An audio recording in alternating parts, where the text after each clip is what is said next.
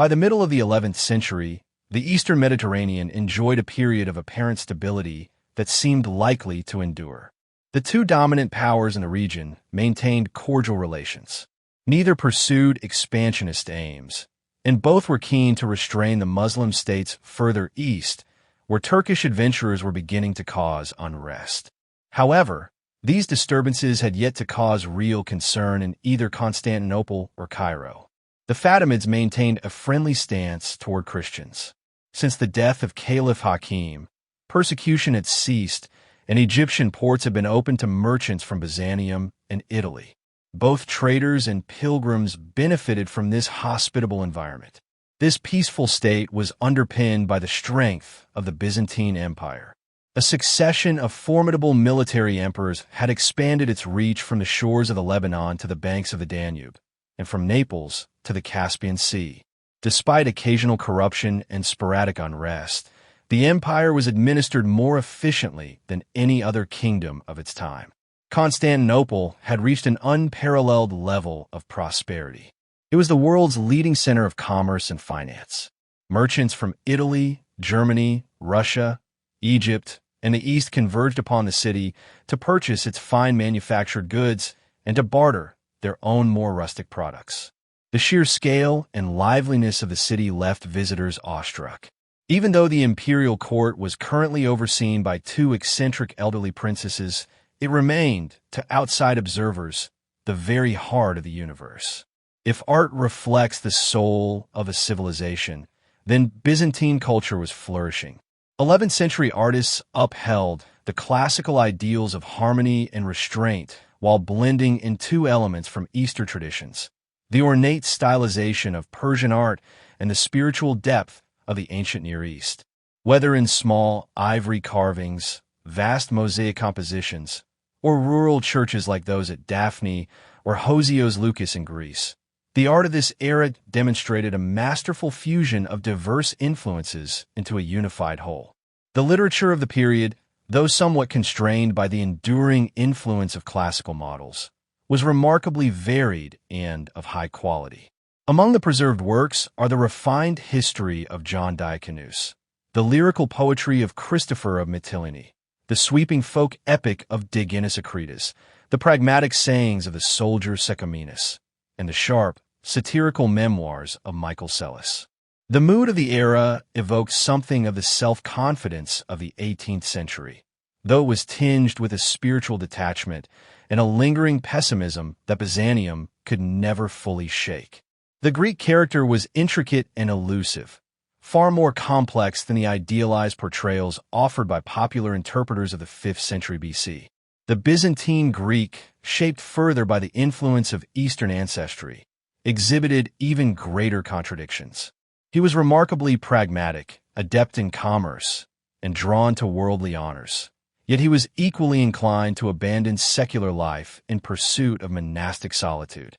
He held a deep belief in the divine mission of the empire and the sacred authority of the emperor, while at the same time displaying a fiercely independent spirit, quick to challenge a government that displeased him.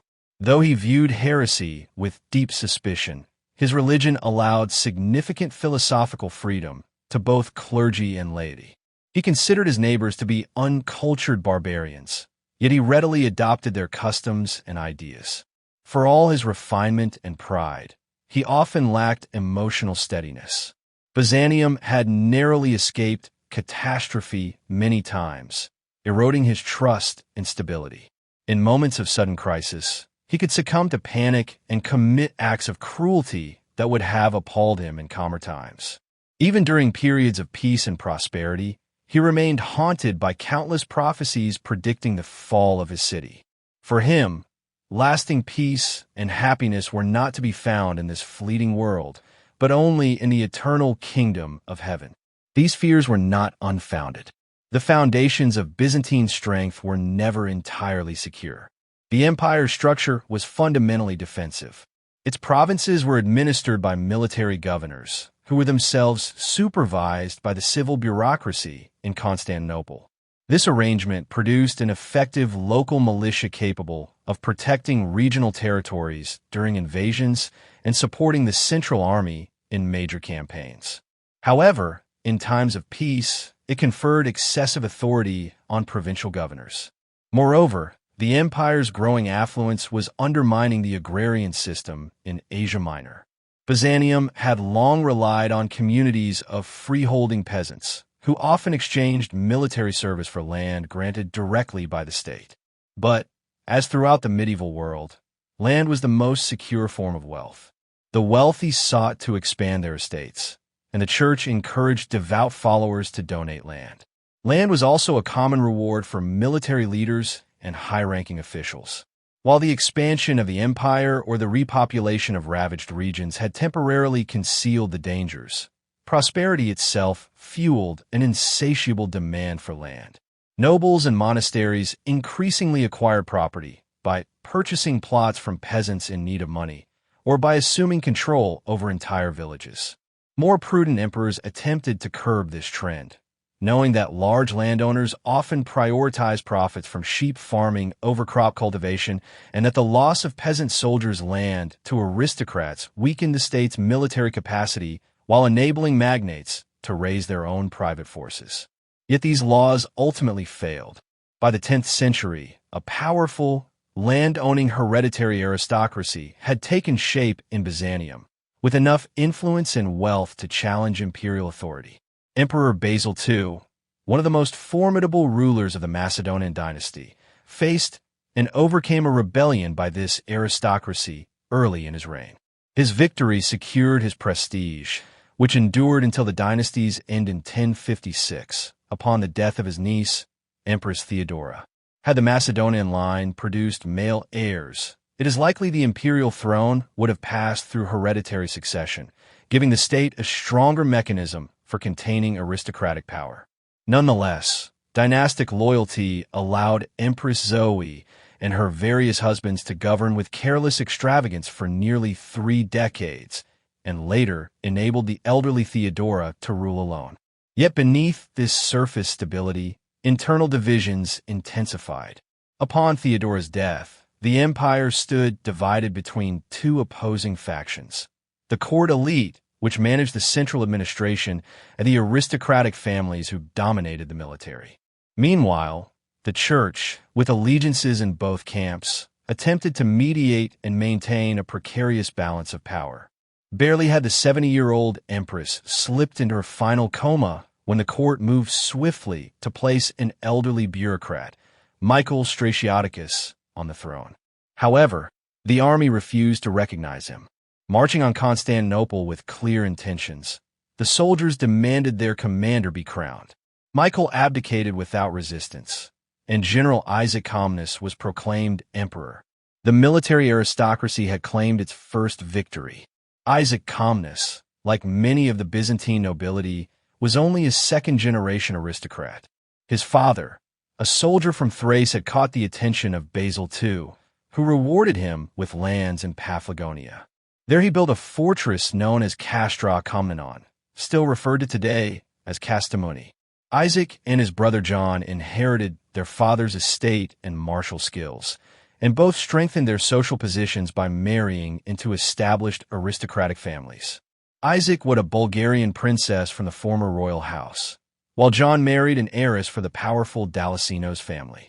Despite his wealth, authority, and military backing, Isaac's rule was constantly obstructed by the entrenched hostility of the civil bureaucracy. After 2 years of mounting frustration, he renounced power and entered a monastery. With no son to inherit the throne, he named Constantine Ducas as his successor. Constantine Ducas came from one of the oldest and wealthiest aristocratic families in Byzantium. However, his rise to prominence had occurred within the imperial court rather than on the battlefield. Isaac had hoped that Constantine would bridge the divide between the military and the bureaucracy. Yet Constantine quickly revealed his preference for the latter. Confronted with an empty treasury and a politically dominant army, he chose to reduce the size of the armed forces. While this may have been reasonable as a domestic policy, it was dangerously short-sighted in a realm where military strength was essential. At no point in Byzantine history could a weakening of the empire's defense be considered safe. Trouble was brewing in the east, while conflict in the west had already erupted. For years, southern Italy had been a region of instability and confusion. Although the Byzantine Empire's frontier officially stretched from Terracina on the Tyrrhenian Sea to Termoli on the Adriatic, only the provinces of Apulia and Calabria were directly governed by Constantinople. These areas were predominantly Greek in population. Along the western coast, the three maritime republics remained nominal vassals of the emperor. Among them, Amalfi maintained an active trade with the Muslim East and valued the emperor's favor in dealings with the Fatimid rulers. They even kept a permanent consul in Constantinople. Meanwhile, Naples and Gaeta, though equally engaged in trade with Muslim merchants, were less deferential toward the Byzantine throne. Inland, the region was controlled by the Lombard princes of Benevento and Salerno, who alternated their allegiance between the Eastern and Western empires, while showing little respect to either. Sicily remained under Muslim control, despite repeated Byzantine efforts to reclaim the island. Raids from Sicily and North Africa along the southern Italian coasts further exacerbated the region's disorder and instability. Large numbers of Norman adventurers from northern France had made their way into these regions.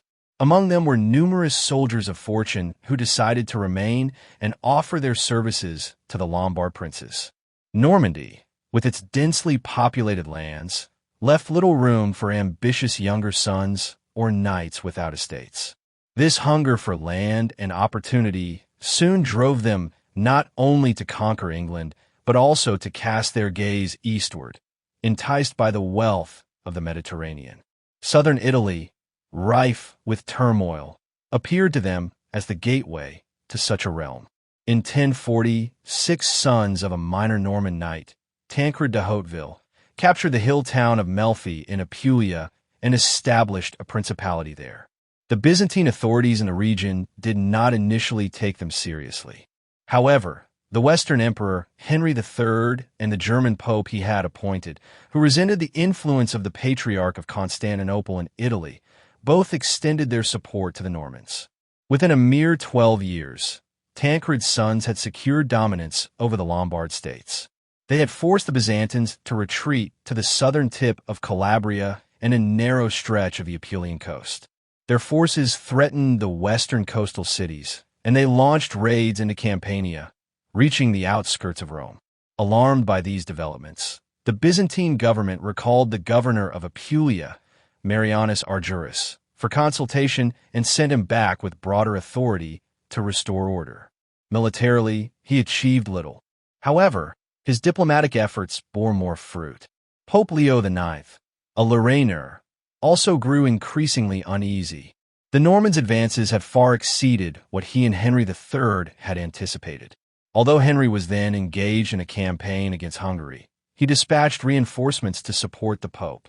In the summer of 1053, Leo set out with a combined force of Germans and Italians, declaring it a holy war.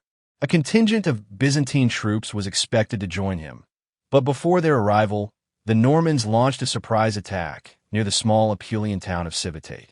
Leo's army was decisively defeated, and he himself was taken captive. In order to secure his release, he was forced to abandon his entire strategy. This marked the last major effort to restrain the sons of Tancred. Henry III died in 1056, leaving the throne to his young son, Henry IV. The regency, held by Agnes of Poitou, was preoccupied with affairs in Germany and paid little attention to the south. The papacy chose to adopt a pragmatic approach. In 1059, at the Council of Melfi, Pope Nicholas II formally acknowledged Robert Guiscard as Duke of Apulia and Calabria by the grace of God and St. Peter, and with their help, of Sicily. Rome viewed this title as implying vassalage to the papacy, though Robert did not share that interpretation. This recognition allowed the Normans to complete their conquest with relative ease. The coastal city-states quickly submitted, and by 1060, the Byzantines retained only their stronghold at Bari on the Adriatic coast. Meanwhile, Robert's younger brother, Roger, had begun the gradual but effective campaign to wrest Sicily from Arab control. As long as Bari remained under Byzantine control, It served as a barrier to further Norman expansion eastward. However, the political instability in Italy soon gave rise to religious tensions as well. The arrival of Latin conquerors in southern Italy reignited the issue of the Greek Church's presence in the region and revived the long-standing dispute between Constantinople and Rome regarding ecclesiastical authority. Reform efforts in Rome had strengthened the papacy's resolve to make no concessions on matters of doctrine or jurisdiction. Meanwhile, the patriarchal throne in Constantinople was held by Michael Cerularius, one of the most assertive and ambitious leaders the Greek Church had ever seen. The unfortunate events surrounding the mission of Pope Leo IX's legates to Constantinople in 1054 must be viewed within the broader context of ongoing tensions between the Eastern and Western churches. Their visit ended in mutual excommunications, despite the emperor's efforts to broker a settlement. This effectively prevented any meaningful collaboration between Rome and Constantinople regarding the immediate challenges in Italy. Still, it did not mark the definitive schism that later historians would attribute to it. Although diplomatic ties between the imperial courts were strained, they were not severed. Cerularius's power soon waned. After being rebuffed by Empress Theodora and later removed from office by Emperor Isaac, he died in exile, stripped of influence. Yet in time his legacy endured. Later generations in Byzantium came to regard him as a defender of their ecclesiastical and national autonomy. Even during a period of renewed correspondence and goodwill between the emperor and the pope, his memory was honored. His niece, Empress Eudocia Macrymbolitissa, successfully promoted his canonization. According to contemporary Byzantine chroniclers, the dispute received little attention from the empire's rulers. In their view, the challenges coming from the east far outweighed the troubles in the west. The weakening of the Abbasid Caliphate did not entirely work in Byzantium's favor. As Iraq fell into deeper poverty, global trade routes began to shift. Merchants from the far east no longer brought their goods to the bustling markets of Baghdad. Instead, traders started preferring the Red Sea route, bringing their merchandise to Egypt, from where Italian merchant vessels carried it onward to Europe. As a result, Byzantium no longer stood at the crossroads of east-west commerce. In addition, disorder in the outer regions of the Abbasid Empire led to the decline of the ancient caravan route stretching from China through Turkestan and northern Persia to Armenia and the port city of Trebizond. The alternate northern route, which passed above the Caspian Sea, remained unstable and insecure. For both political and commercial reasons, the Abbasid Caliphate had once served the Mediterranean world well, acting as a buffer against the nomadic tribes of Central Asia. With that protective barrier gone, Central Asia was once again free to erupt into the lands of ancient civilization. Turks have played a notable role in history for centuries.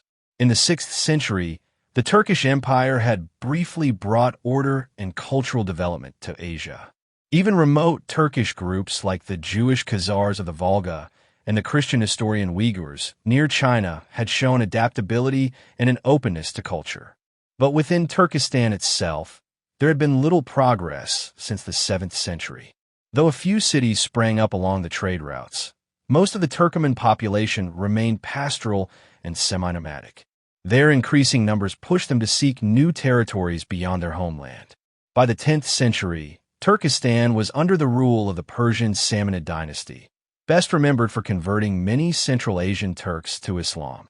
This religious shift redirected Turkish ambitions towards Southwest Asia and the Eastern Mediterranean. The Samanids were eventually overthrown by Mahmud of Ghazni, the first major Turkish Muslim ruler. In the early 11th century, he built a powerful empire that stretched from Isfahan through Bokhara to Lahore. At the same time, Turkish mercenaries were making their way across the Islamic world, in much the same way that Normans were infiltrating Christian Europe. Turkish military units served the Caliph in Baghdad, as well as various other Muslim leaders. Among Mahmud's subjects was a tribe of Guz Turks from the Aral region known as the Seljuks, named after a semi-legendary ancestor. These Seljuk princes were a band of ambitious rivals, working together to promote their family's influence.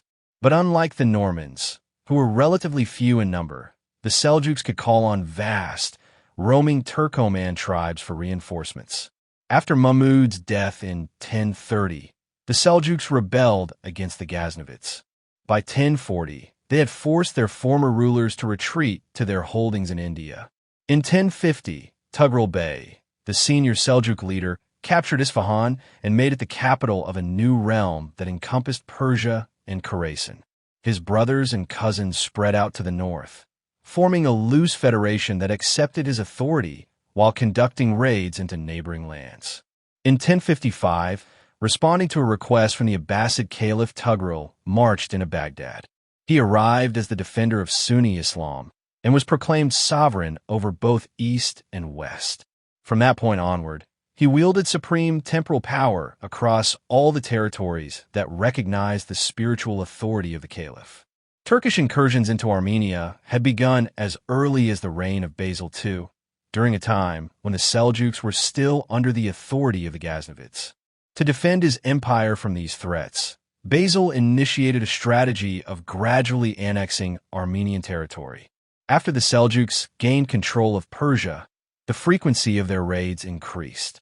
Tughril Bey personally led just one such expedition in 1054, during which he laid waste to the region around Lake Van, but failed to capture the fortress at Manzikert. Most raids were led by his relatives, Asin and Ibrahim Ainul. In 1047, they suffered a defeat at the hands of the Byzantines near Erzurum, after which they shifted focus to attacking the empire's Georgian allies. In 1052, Kars was plundered. In 1056 and 1057, Armenian lands were struck again.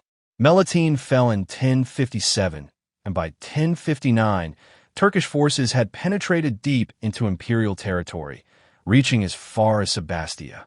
Tughril Bey died in 1063, having shown little personal concern for his empire's northwestern frontier. However, his nephew and successor, Alp Arslan, wary of a potential alliance between the Byzantines and the Fatimids, sought to neutralize the Byzantine threat by conquering Armenia before turning his attention to the Fatimids. The raids intensified.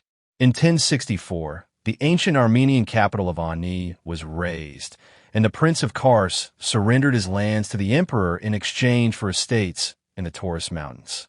Many Armenians followed him into imperial territory. From 1065 onward, the strategic fortress city of Edessa came under repeated annual attacks. However, the Turks still lacked proficiency in siege warfare. In 1066, they seized control of the Amanus mountain passes and, the following spring, pillaged Caesarea, the major city of Cappadocia. That winter, Byzantine forces were defeated at both Melitene and Sebastia, losses that effectively handed the Turks control over Armenia. In the subsequent years, they raided extensively into Byzantine territory. Faced with a rapidly deteriorating situation, the imperial government was compelled to act. Constantine X, whose policy of weakening the military had greatly contributed to the crisis, had died in 1067, leaving his young son, Michael VII, under the regency of his mother, Empress Eudocia. In the following year, Eudocia married the army's commander-in-chief, Romanus Diogenes, elevating him to the imperial throne. Romanus was a capable soldier and a committed patriot, but the enormity of the task required extraordinary talent. He recognized that the empire's survival depended on reclaiming Armenia.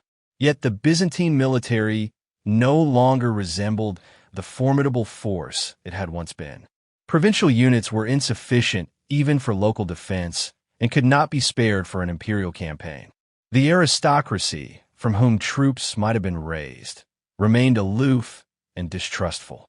The elite cavalry, which had once numbered 60,000 and guarded the Syrian frontier, had been disbanded.